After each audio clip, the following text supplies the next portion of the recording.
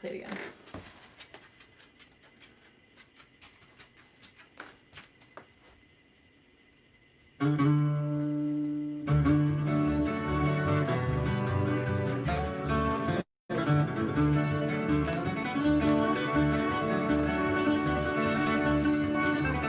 How are you now? Welcome to String Theory, the online show where we here on YouTube where we listen to myself play back intermittently through another computer, and you ask the questions and we give the answers on all concerning all things stringed. So yeah, it's Canada Day. Yippee! I hope everybody's doing good and having a good time, and we're just celebrating as much as we can here, and just Canada Day. Got my Boucher shirt on, my Canada hat, got my shot glass with the leaf on it, and my Canada Day inspired pen for taking notes on all the crazy questions you guys asked me. So I hope you're doing well, and we're glad to be here. And yeah, so I want to shout out to my sponsors, our sponsors here every week. G&G Music up in Antigonish, Glenn Gotel, one of the finest men in the business. Great Boucher dealer, Recording King dealer. Can get you just about anything you want up there. And of course that leads me to Boucher Guitars as well. Robin, thank you for all the great instruments you build. Levy Straps from right here in Nova Scotia as well. And who am I forgetting? I'm forgetting someone, but that's okay. We'll come back to that. So, we're anybody on there yet? I can see the people popping up. Just saying Happy Canada Day. Cool. I want to answer a question that I had last week from an old friend of mine. Scott McCone asked a question about whether or not there was a style of production and I guess studio style in the Maritimes. And that was a really good question, because I think there is a massive difference between how things are produced in the Maritimes and how they're even produced in Quebec or Maine or Boston, or this goes way back to when Anne Murray was first discovered, and the TV shows and stuff that were all produced right here in Halifax, like the Jubilee, the Don Messer Show, the Sing Along Jubilee. There was so many things going on in the Maritimes, and I'm quite sure way back in the 60s, the technology wasn't really there. And so I think a lot of great engineers popped up throughout those years and gave birth to, studios like Audat, where Lee Cremo cut his first albums at. And then, of course, gave birth to the famous Studio H, which was attached to CBC for many, many years. And almost every single maritime act, including myself, had their discovery sessions cut there at Studio H by Glenn Meisner and Carl Falkenham, who had a very, very distinct type of production value. And I think today we see the same thing happening with studios like mine. I run a studio that's probably more like an old Nashville studio than anything else. It's a big open room. It's treated so that the entire room is wood. Every surface is wood, but it's treated and baffled so that there's just the right amount of room feedback when you get on a mic, no matter where you're sitting in the room. And people like Dave Gunning, his place, We Have Some Music, he has a very as soon as you hear something comes out of Dave's place, you know it's from Dave's place. And then we have people like Jamie Folds at Sound Park Studio in Sydney. Again, this is a man who's been working behind a console for 35 years, 30 years at least, and he has a very definite way. You know when you listen to one of his mixes that you're hearing a Jamie Foll's mix. There's just no way around it. So I have to say that if you're going to produce an album in the Maritimes, people from outside the region will absolutely know where you, if they know about anything in that field, they'll know where it came from. I think we have a very good production value here, and it's older than most places. Although we all use a fair bit of the modern technology, we still try to go for the best possible sound going into the microphone, and with as little treatment as possible. And that's a real old concept where you kind of got to be able to, you have to kind of be able to sit there and play in order to make the record.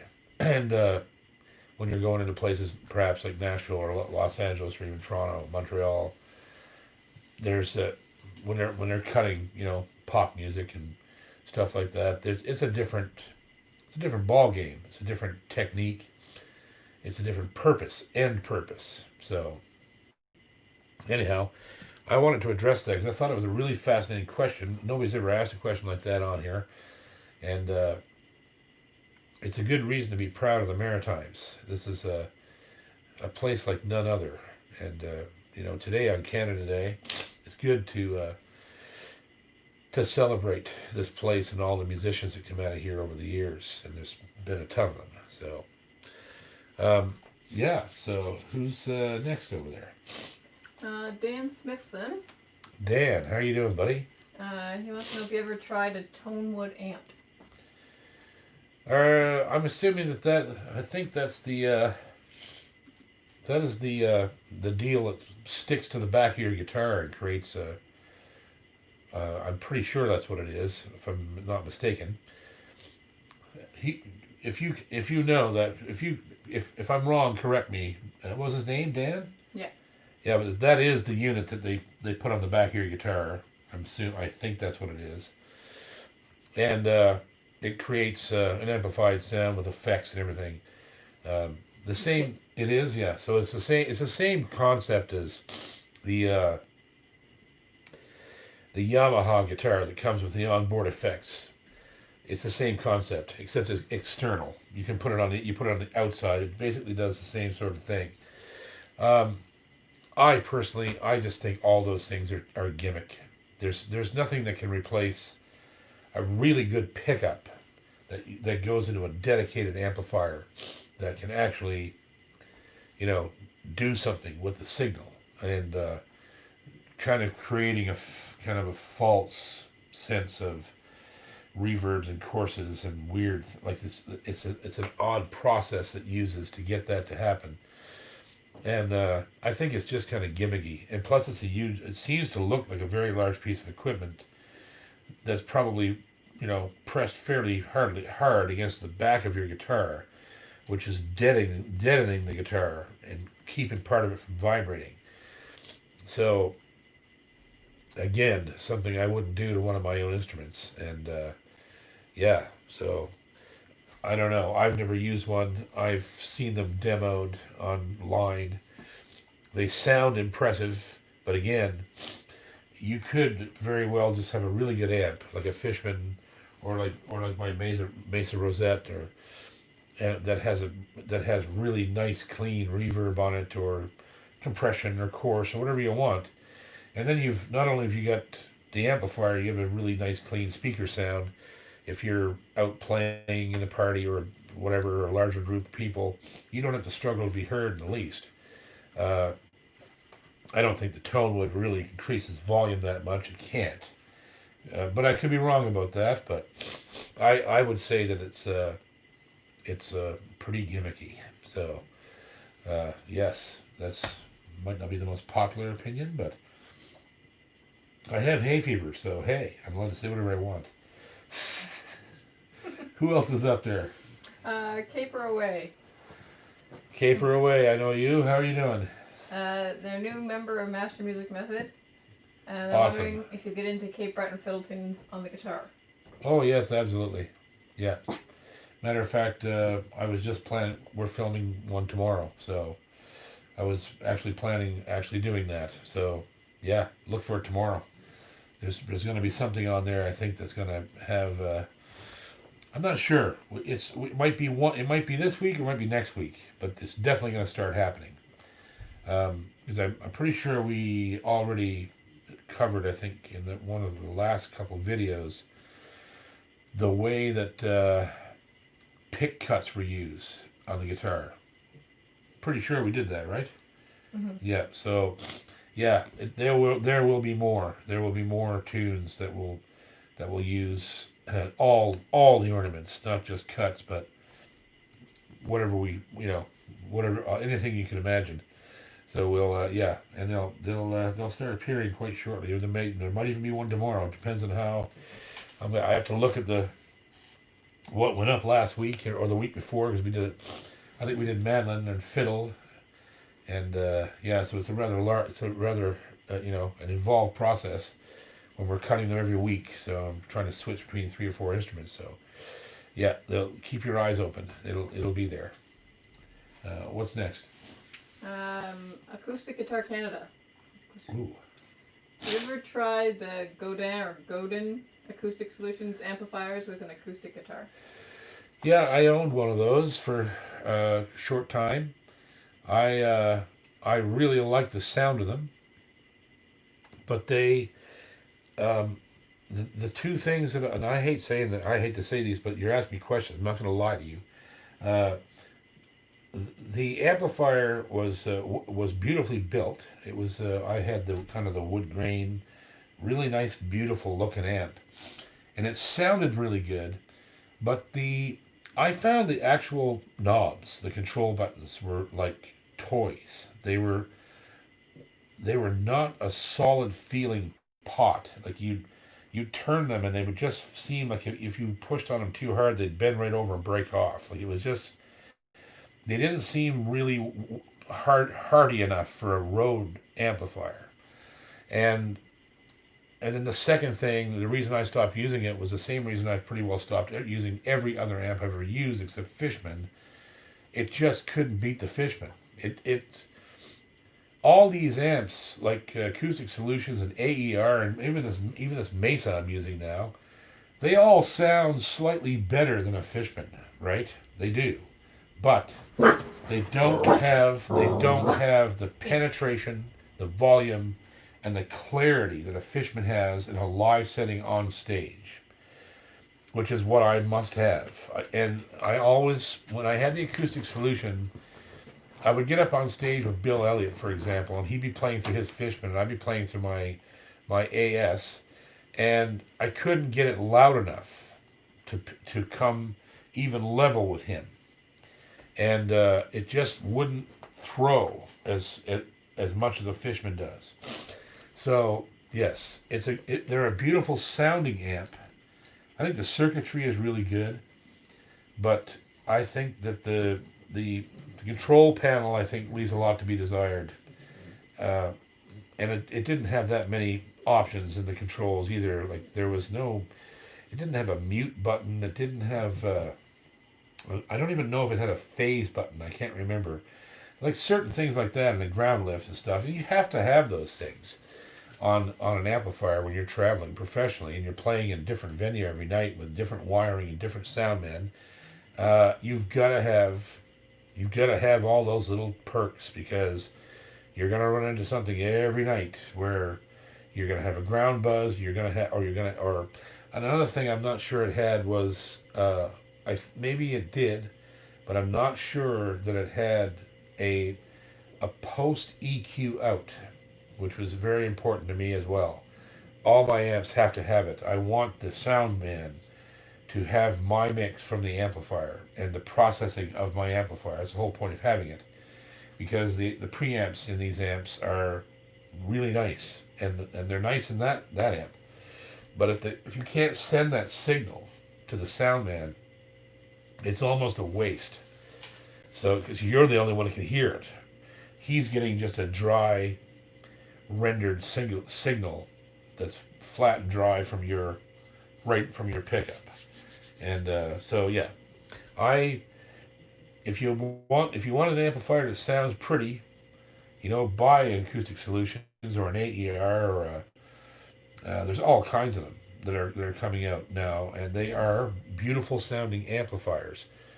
But if you want the workhorse that always sounds good, not fantastic, but it sounds really friggin' good all the time, the Fishman is the best way to go. Who's next? Scott McCollum. Hello, Scotty. How you doing, buddy? There's a video on YouTube that asks, why aren't musicians into high-end audio gear? What's your take on what musicians like to actually listen to music on?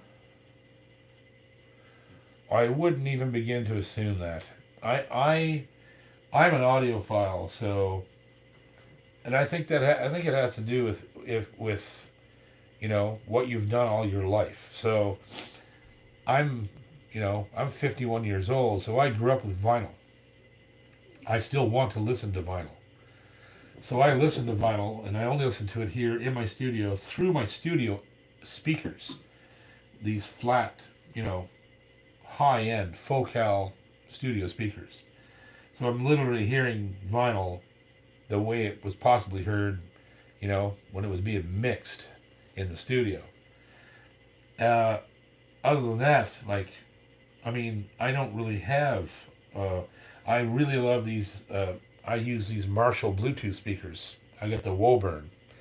It's a very large, beautiful Bluetooth speaker.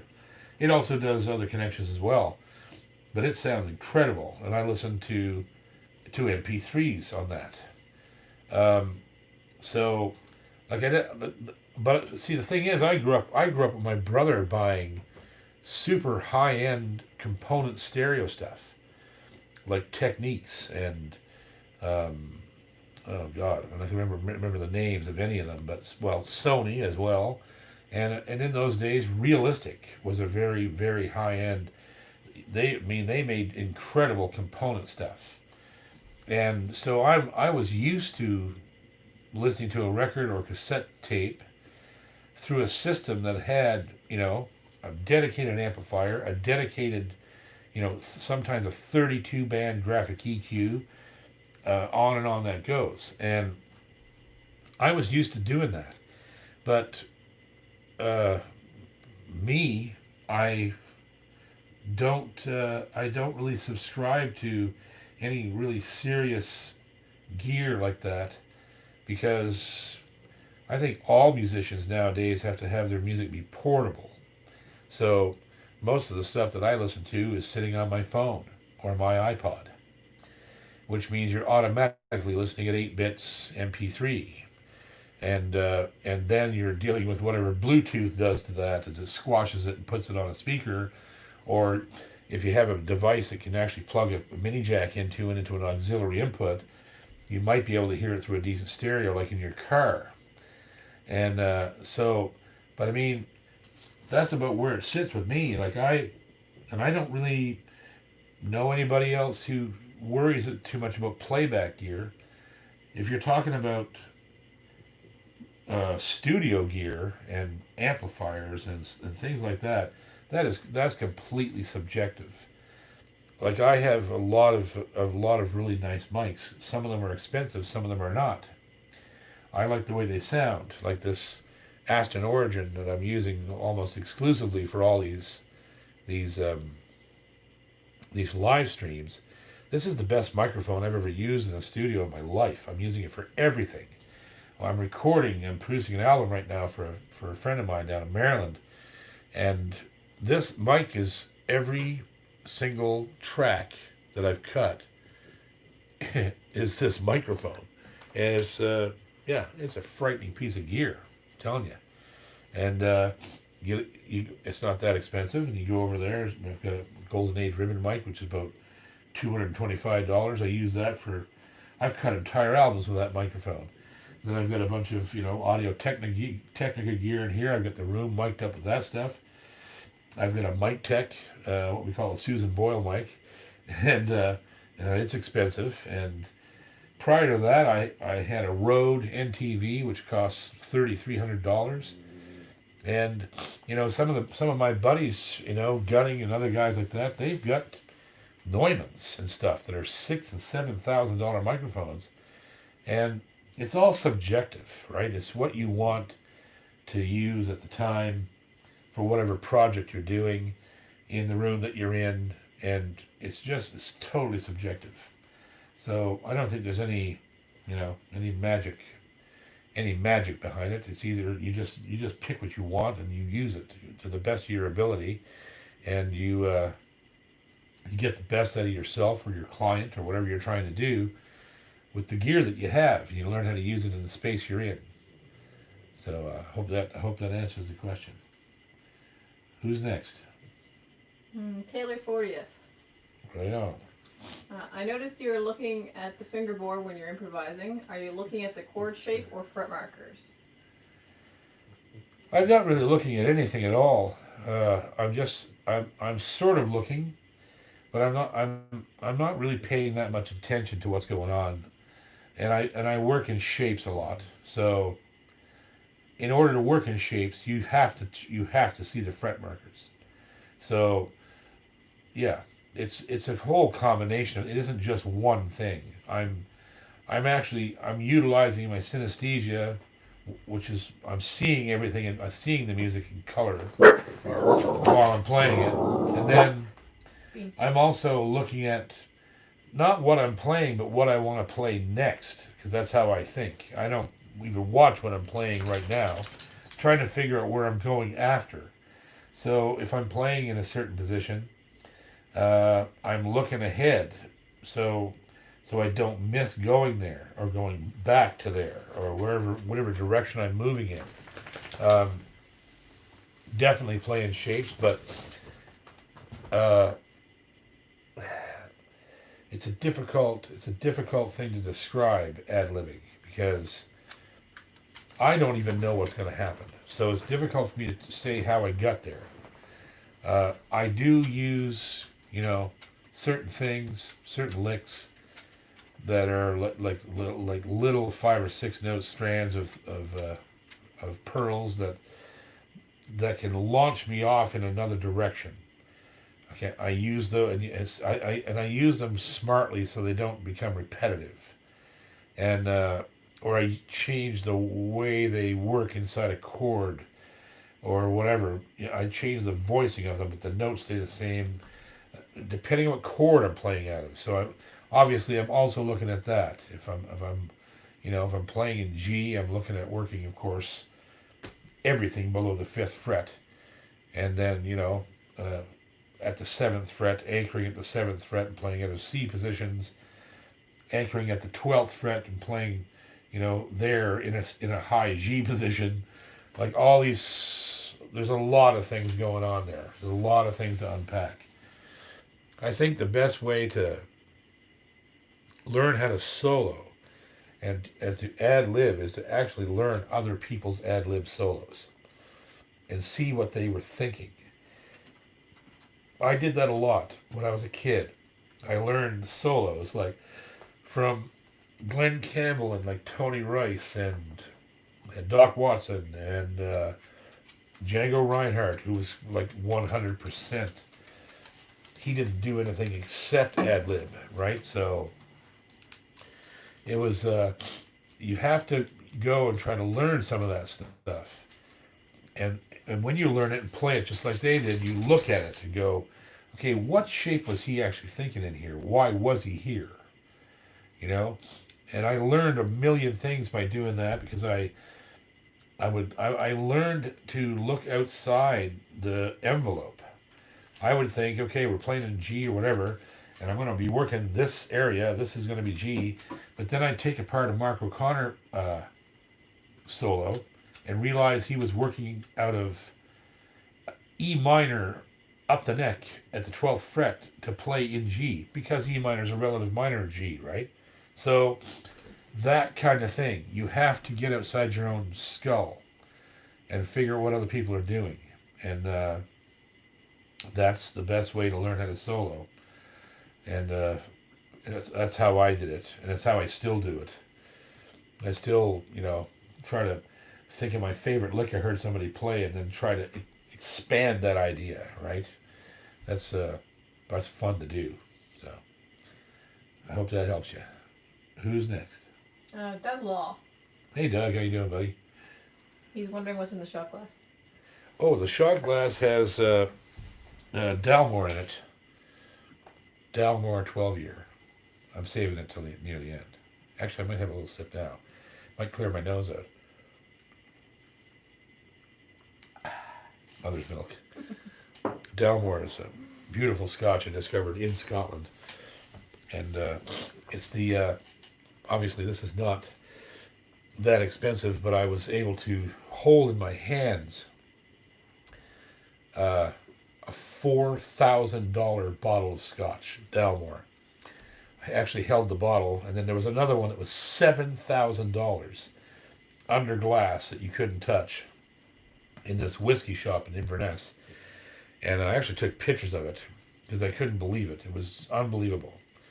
It was a bottle just like this, except it was a 25 or 30-year-old reserve, and with a special barrel finish, and it cost nearly 4,000 pounds. So you do the exchange on that, nearly twice what our money is. So, yep, that is Dalmore being guarded by Frank the Sheep, or Shetty the Sheep, or whatever the hell his name is. We haven't decided what his name is, but should have named him. He's been around for 25 years. So. You named him a few episodes ago. Yeah, I don't remember what he called him. Who's next? John Condon. Hello, John. How you doing? Says hello from Ireland. From Ireland. Sweet, man. He says, I have a nice EPI master built, thinking of getting a Martin D18. Is it worth seeing as they are both mahogany/spruce? Also, what's the best way to practice cuts? Did he say it was an EP? What did he EPI? Or Oh, an Epi. Epi? An Epi what? Master built? Oh, I love those things. I have one. I have the deluxe. Of course, you can only really play those things plugged in because they're an archtop guitar, but they do have a beautiful pickup in them. And you're thinking about buying a D18? That's what it says. To be very honest with you, I'd be really careful about buying a D18 because I'm sort of on this anti-Martin kick, and I don't mean to be, but it's just that I'm seeing so many other guitars coming out now that are every bit as good as what Martin's putting out in the low range, right? That you're still paying $3,000 and $4,000 for, and this is a good example of a guitar right here, a Recording King.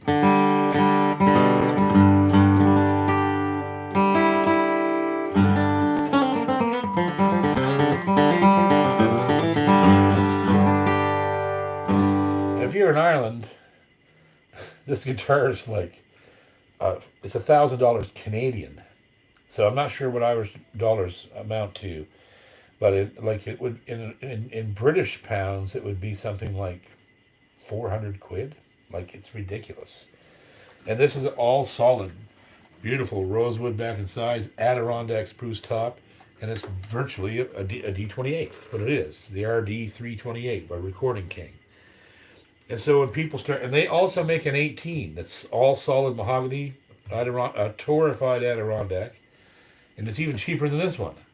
And so I have a problem with people spending a ton of money on Martins. Now if you get a great Martin, that's good, fine, you buy it, but don't buy the Martin because it's got the name on the headstock. Because you're liable to get an instrument that's just not as good as this. So. And as for cuts, the best way to practice cuts is always remember that they always must happen down, up, down, and there's always two upstrokes after they occur. So, for instance, it doesn't matter what you're playing.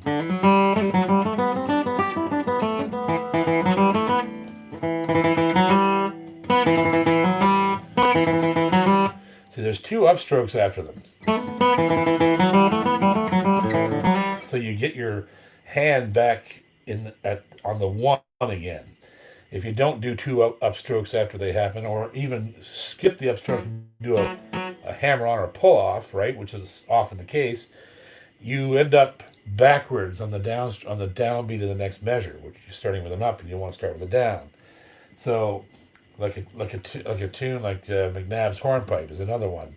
It's incredibly useful for teaching cuts, and you don't have to worry about the double up after because there's a quarter note at the end of it. So.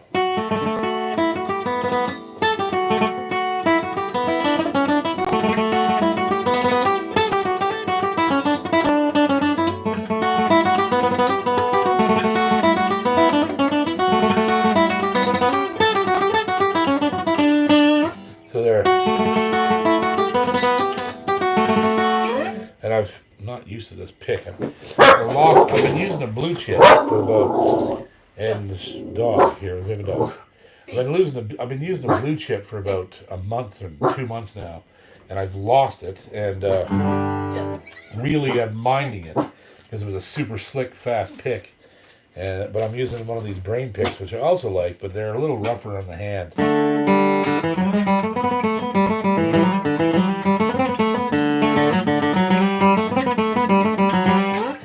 And I do a lesson on these as well on Master Music Method, so which is really cheap for you. It's $15 US a month. You can sign up for that, and I'm pretty sure they service Ireland. VHX is the name of the company that runs the platform for me, and there'll be all kinds of lessons concerning cuts and playing Celtic tunes on the guitar. But always remember, a cut is down, up, down, and then you're going to have to play 2 upstrokes. The next two notes are played as upstrokes, so you can get your hand back in the right order. So you're not starting a measure on an upstroke. I hope that helps. I can show it to you close if you go look online on the school, and you get 3-day free trial, so you can actually go look at it for free. You're welcome to do that. So anyhow, yes, I hope that helps, and I hope you find the guitar you want. If you can get a good Martin, buy the Martin, and if you can't, consider something like this. Like these are just. I love this guitar for the money they're charging. It's absolutely ridiculous. So, what's next? Mannerus Maximus. Mannerus Maximus. Mm-hmm. They have a classical guitar. Is it okay versus acoustic for learning? It depends on what you're learning. I mean, one of the greatest guitar players on the planet is Tim Eady. And he plays a gut string guitar. And I learned to play a lot of things on a gut string guitar. But you have to be careful because a gut string guitar has this super wide neck and super soft strings. So if you learn on a gut string, you will have a whole other technique. You will develop a whole different technique than you would need to play a steel string. And when you move to the steel string, your hand is going to feel all cramped up because the neck is very, very narrow compared to a classical guitar. And your right hand technique will be too light because you don't need a lot of pressure to play a gut string with a flat pick or even your fingers or whatever. You switch to a steel string and all of a sudden you've got to play harder in a smaller space. So, but with that being said, you look at guys like Tim Eady, Steve Cooney, these guys are incredible. Jerry Reed did everything on a gut string. So it's completely up to yourself. It doesn't really matter. If you get proficient enough on a gut string guitar, switching to a steel string really won't be that big a deal. It'll bother your hands for a little while if you play it too much, but relatively it's the same instrument. It's just like a smaller, tighter space than a classical guitar. So whatever floats your boat is the rule there. Alrighty, who's next? Peter McCormick. Peter McCormick. Mm-hmm. They heard a snippet of Campobello Sky. What do you think of the song and the process? Brian Flynn is a friend and a Campobello neighbor. I don't discuss projects before they're done. So that's that. That's just a courtesy to my clients. The record is in process and it's going very well. And that's all I'm saying, because it's not my album, it's Brian Flynn's record. And I'm leaving all of that to him. When she's all done and out the door, then I'll be glad to discuss whatever he feels comfortable with us discussing. But I'm glad you support Brian. He's a great singer-songwriter. So, who's next? Acoustic Guitar Canada. Again. Yeah. They like us. Mm-hmm. Have you tried an ear Trumpet Labs mic? Example, Myrtle. Yes, I have. And I actually want to buy one bad. I saw... Well, I'll tell you how I discovered them was watching the Milk Carton Kids. These guys, if you don't know who they are, they're a pair of guitar players that are like Simon and Garfunkel on acid times a million. They're what Simon and Garfunkel would have been today if they had come around today. They're that good. They're incredible singers and guitar players. And they use 2 ear trumpet lab mics. That's all they use. And they're a pair of Myrtles. And over in Shetland last year, I saw a 5-piece bluegrass band play through 1 ear trumpet lab mic in an arena, okay, with 5,000 people in there. Horrible arena sound. Of course, the guys that do the sound in Shetland are fabulous. These guys are some of the best front of house engineers in all of Europe. And they put that 1 mic up there and completely filled that auditorium with that one mic. And I was blown away by that. And I met the guys who build them at, I think it was the IBMAs several years ago. I met the 2 young fellows that make these mics.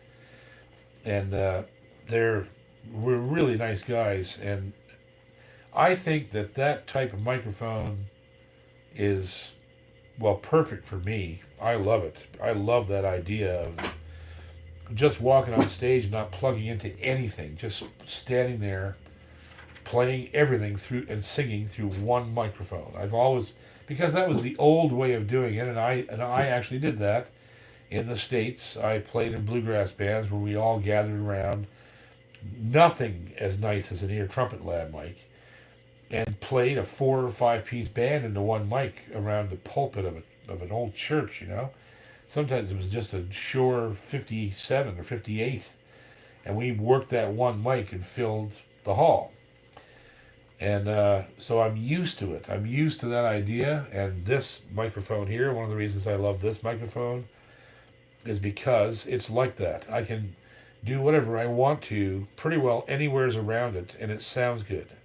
So I think the ear trumpet mics are among the probably the best that I've ever heard for that application, for just reproducing something acoustically exactly the way it is.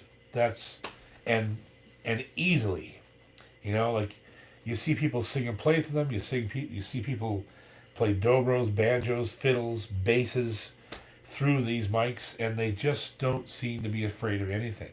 So, yeah, I'm definitely buying one. Me and Gunning have been threatened to buy a pair of Myrtles now for 3 years, and they're incredibly inexpensive for what they are. You can buy a pair of them for around $1,500 or $4. That's 2 of them for about $1,400, I think. And yeah, so yeah, they're really cool. You may, if I ever go back on the road again, I don't know if I will or not, but if I ever do, you might see me with one of those microphones on stage, because I would really love to have one. So I hope that answers your question. Next on the list, Angus Arsenault. Angus Arsenault. Mm-hmm. Hank Snow is my favorite guitar player. Do you play anything in his style? Oh yeah, I've played everything Hank ever did. He was my hero when I was a kid too.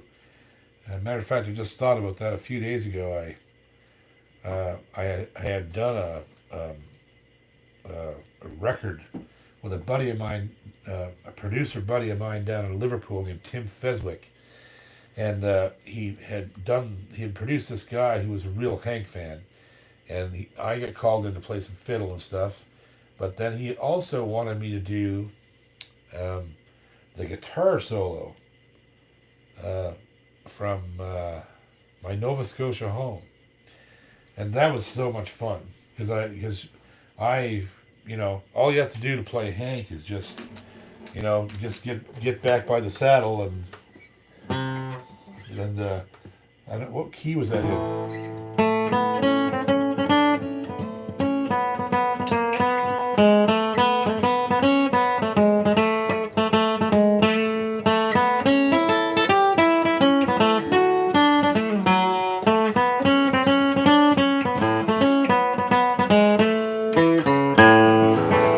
Hank had that really sharp. I used to love that. I used to love watching him play the guitar because he could do a lot of guitar playing while he was singing. I used to watch him on the Opry, and yeah, I was always a fan of Hank's playing, and so I got to play that little silly Hank solo on this record. And the guy came in after it was done and said he couldn't believe it. He was like, "Wow, he sounds just like Hank Snow," and I think I had one of my Martins with me and stuff, so I poured it on there. So it really did. We approximated him as much as we could, and yeah, I loved Hank. And I had an album by Hank called "Souvenirs" with him and Chet Atkins together, and there was some great picking on that one. Hank's an underrated guitar player. Yeah, but he made a lot of great music. I'll tell you that. Who's next? Tim Bennett gets to jump the queue because he made a donation on the super chat. Okay. Very generous. Thank you, Tim. He says, Happy Canada Day from Taiwan. I have a guitar that sounds in tune when I play one chord, but sounds slightly out of tune when playing a different chord. Any ideas? Well, it sounds like you have an action problem. So the first thing you need to do is figure out whether your neck is straight or not. And you do that with your truss system, whether it enters in from here or from up here. You got to look down your neck and just see if there's a little bit of relief in it. So in other words, just check to see that the neck is slightly going that way, not far. Just a little. It needs to be almost straight. So what you should really see is sort of a little dip from here to here. So that just leaves room for it to happen, right? And if it's too far curling that way, you got to tighten the truss rod, turn it clockwise until the neck comes back. It's not perfectly straight, but as straight as you can get it. And then you need to measure your action at the 12th fret and figure out if the saddle's too high. And if it looks ridiculously high, like it should be somewhere around a pair of quarters should fit between the fret and the string at the 12th fret, something like that. That's generally what it would be. And if it's too high there, you just take your strings off and pull your saddle out, get a little sandpaper and just shave the bottom off this, a little bit at a time, because you can't put it back. Get that lowered down where it should be, and then check these slots up here in the nut. And the way to do that is very simple. You just hold the string down at the 5th fret, and then you come back here to the 1st fret, and you see if there's a space between this string and the fret, and it's supposed to be about 18,000ths of an inch. That's how much space is supposed to be under these strings with this 5th fret held down, right? So it's generally just, can I make that touch the fret? Does it bounce back a little? Yeah. Right? And that's how you tell. And if that's all good, when you get that happening on the guitar, all your chords should be in tune. Another potential problem that could be causing it is that you might need a compensated saddle. Most guitars have a compensated saddle where the B string, where it meets the saddle, is slightly further back, which lowers its intonation, right? Because they're usually sharp. And you want to check your intonation very simply by just playing the harmonics at the 12th fret and then fretting them there and see if they're exactly in tune.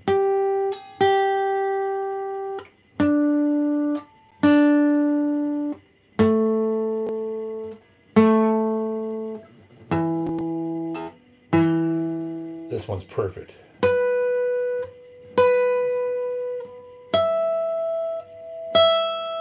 Like it's dead on, this guitar. So, and that's how you just gotta check a whole bunch of little things like that. And if you make a few adjustments here and there and you're not noticing a difference, you might need to take it to a shop or take it to somebody who can really look at it, make some measurements, and see if there's something else wrong with it that you're not aware of by looking at it, right? Because that's possible too. It depends on it depends on the maker of the guitar as well. If it was a certain, depending on who built it, it could have some predisposed problems that go along with some builders, right?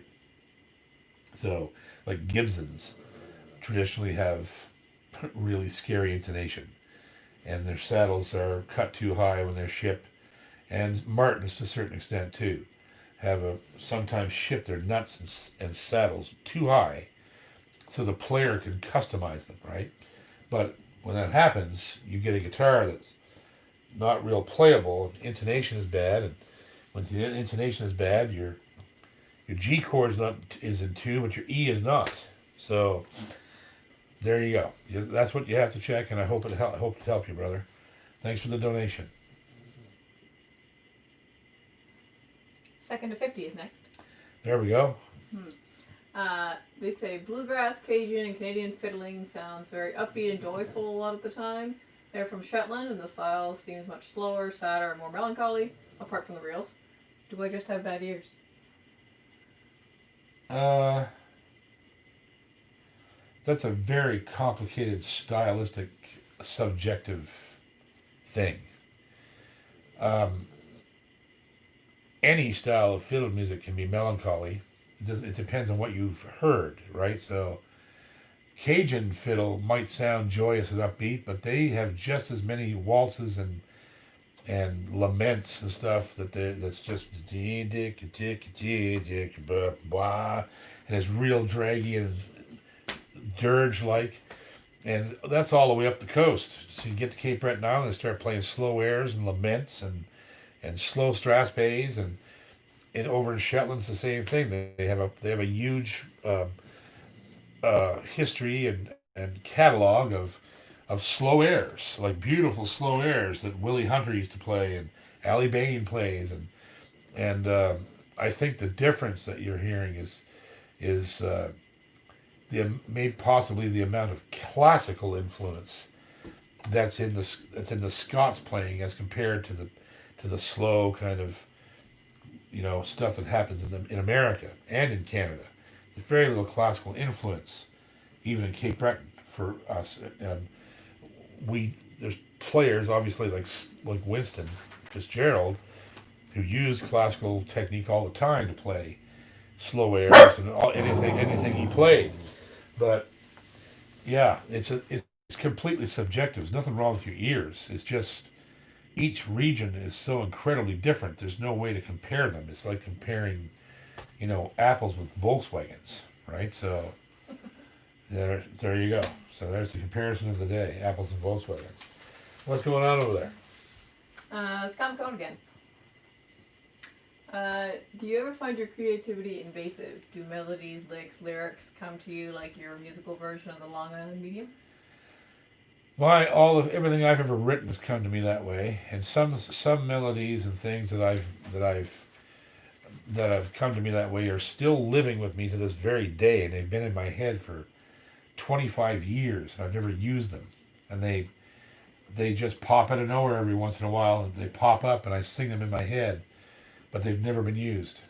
I probably have a half dozen melodies like that have just been living in my brain for 2 decades, and I've never written a song with them, but they just won't go away. And like literally, if I'm working around doing something and I start to whistle a tune, there's a 50% chance it's one of those melodies. And it's weird because they've been in my head so long, I feel like I whistle them or sing them and think that's somebody else's because they've been with me so long. Then I realized, no, that's original. And it's just been stuck in there forever. So, and I don't know I have no idea how to make these things come out onto paper or onto tape. So They may live there until I die. I don't know. They may never get used, but they're definitely there, and that's how I get all my songs. I really am not a technician. I'm not a craftsman. Dave Gunning is a craftsman. Dave Gunning crafts songs, figures out what they're going to be before they're written, and then he makes them happen through brilliance and hard work. And I don't write like that. I write, oh, bang, there's a whole verse, and that's it. And if that doesn't happen, I don't write. So that's why over a 38-year career, I've really only released about, out of 20 albums, I've only released 4 albums of original songs, right? So, Bean. yeah. So there you go. Now we gotta do our trivia question, and I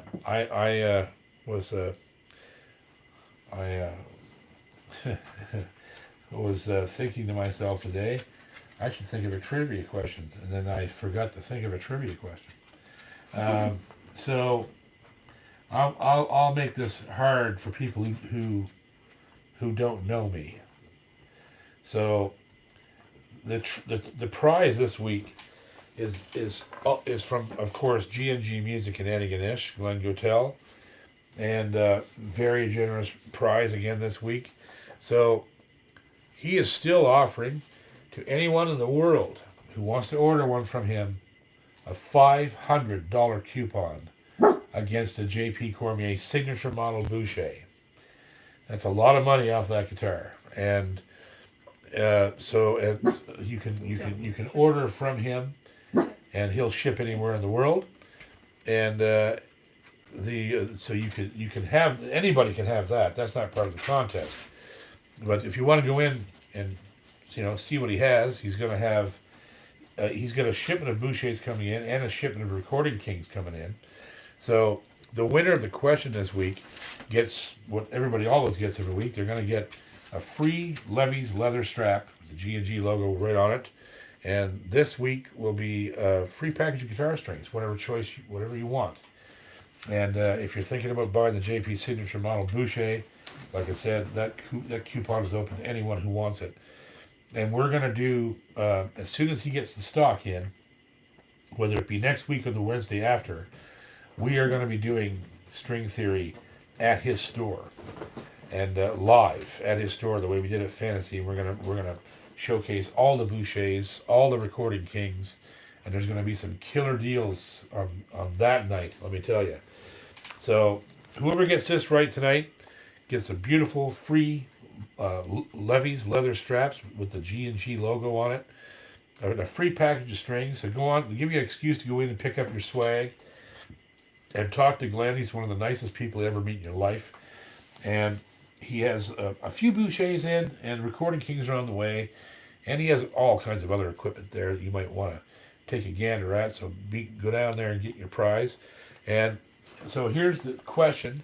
And the first person that puts this answer right here on YouTube, right now, put it in the chat section down below, will win this package. And the question is, what was the name of my first record?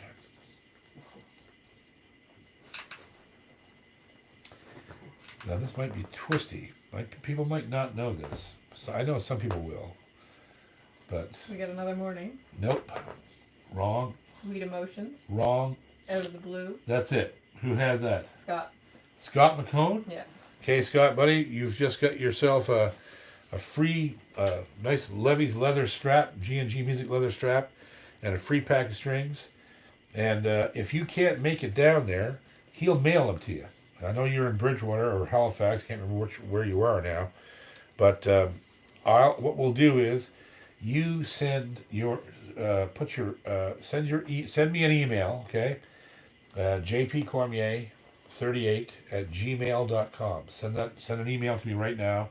I'll take your email and forward it to him. You can contact him and collect your little prize, or stop in there sometime when you're going by. I know you travel that way. And another thing I forgot to say off the beginning was that if you like what you see on this show and you enjoy yourself, feel free to throw a few dollars in the tip jar for us. It's keeping us going. We're literally surviving totally off of YouTube and off of people's generosity, and the generosity has been amazing, and I don't even know how to thank you guys for it. So there's an email transfer email there, the jpcormier38@gmail.com, if you want to send $1 or $2 with that, or you can go to paypal.me/jpcormiermusic. And so Scott, send me an email.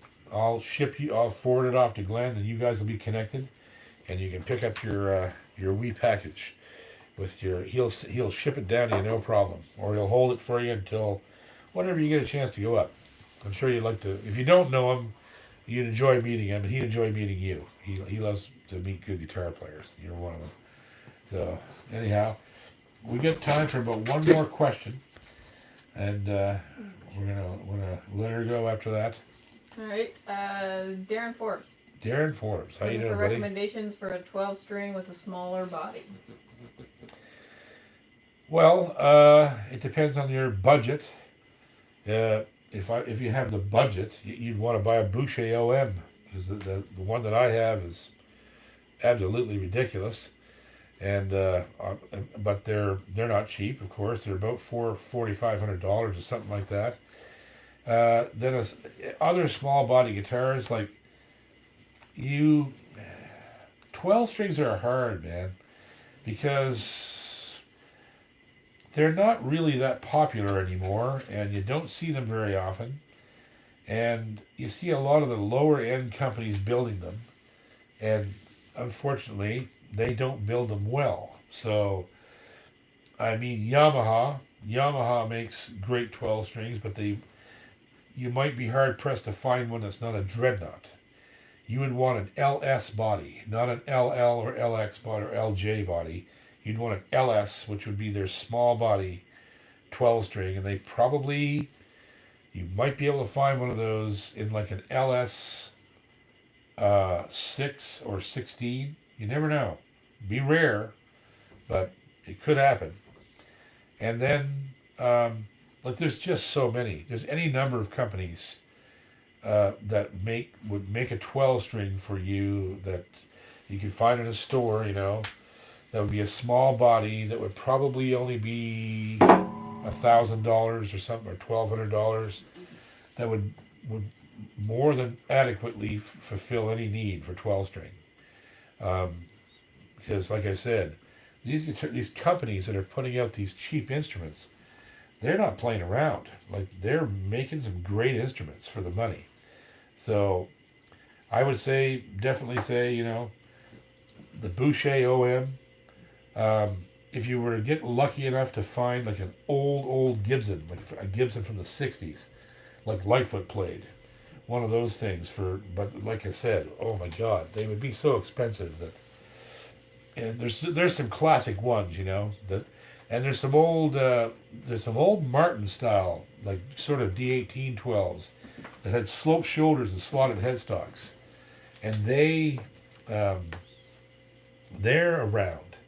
But again, you're looking at thousands of dollars. So check out Cort, check out Yamaha, check out, God, there's so many. Go on Reverb. I love Reverb. Reverb is a great app. There's guitars on there from all over the world, and all you have to do is just enter in what you're looking for, and you could find everything you're looking for. And it seems to be pretty reputable. I know people that use it.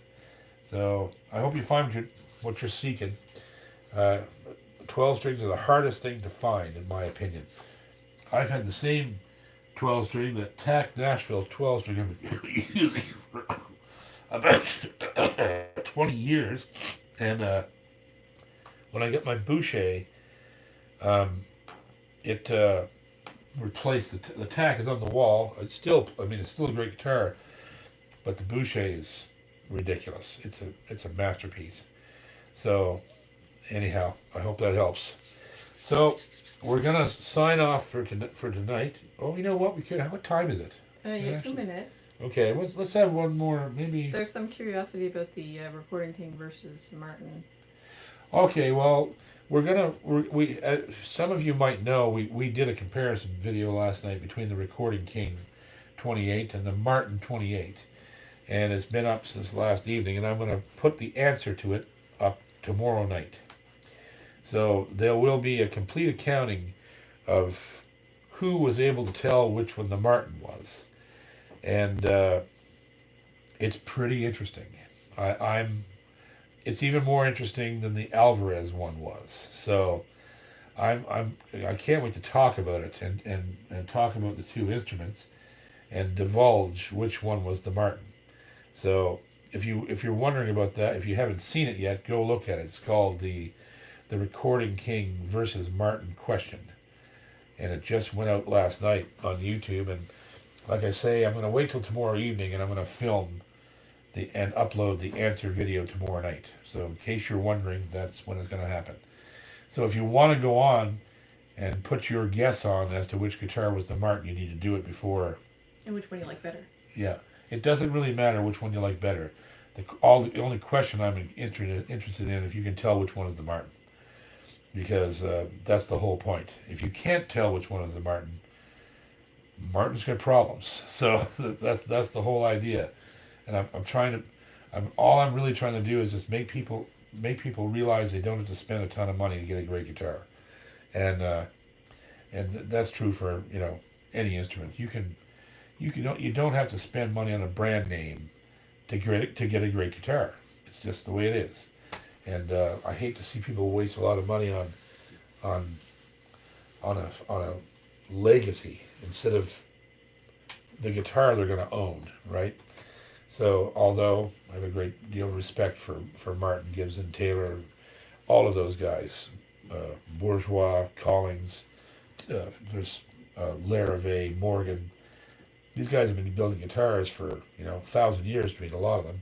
So, but times are changing. Things are getting cheaper. People want guitars a lot more than usual. So, we hope you had fun here tonight, and we'll see you here next week at 7 p.m. Atlantic time, next Wednesday night, possibly from Glenn's. Just depends on if all this stock gets in. And we thank you very much for being here with us. And just remember, music's only as hard as you make it. And as for guitar players and guitar lovers, whoever has the most when they die wins. See you later.